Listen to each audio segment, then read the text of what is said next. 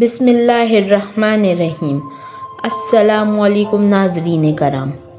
ایک بوڑھی عورت مسجد کے سامنے بھیک مانگتی تھی۔ ایک شخص نے اس سے پوچھا کہ کیا آپ کا کوئی بیٹا کمانے کے قابل نہیں ہے؟ تو اس بوڑھی عورت نے کہا کہ ہے تو پھر آپ یہاں کیوں بھیک مانگ رہی ہیں؟ بوڑھی عورت نے کہا کہ میرے شوہر کا انتقال ہو گیا ہے، میرا بیٹا نوکری کے لیے بیرون ملک گیا ہے، جاتے ہوئے اخراجات کے لیے مجھے کچھ رقم دے کر گیا تھا، وہ خرچ ہو گئی ہے، اسی وجہ سے میں بھیک مانگ رہی ہوں۔ اس شخص نے پوچھا کیا آپ کا بیٹا آپ کو کچھ نہیں بھیجتا ہے؟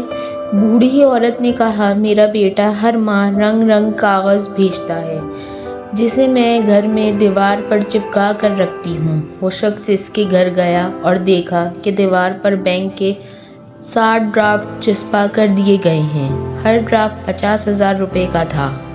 تعلیم یافتہ نہ ہونے کی وجہ سے وہ عورت نہیں جانتی تھی کہ اس کے پاس کتنی دولت ہے۔ اس شخص نے اسے ڈرافٹ کی اہمیت سمجھا دی تو وہ عورت بہت خوش بھی ہوئی اور حیران بھی ہوئی اور پریشان بھی ہوئی کہ دولت ہوتے ہوئے بھی وہ بھیک مانگتی رہی ہے۔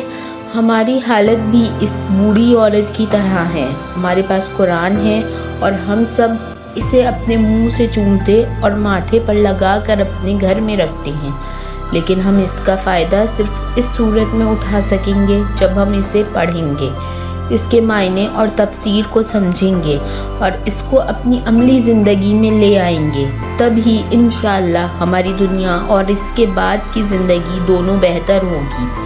بہت بڑا خزانہ ہمارے پاس موجود ہے، لیکن ہماری جہالت کی وجہ سے اس میں چھپے انعامات سے آج ہم سب محروم ہیں۔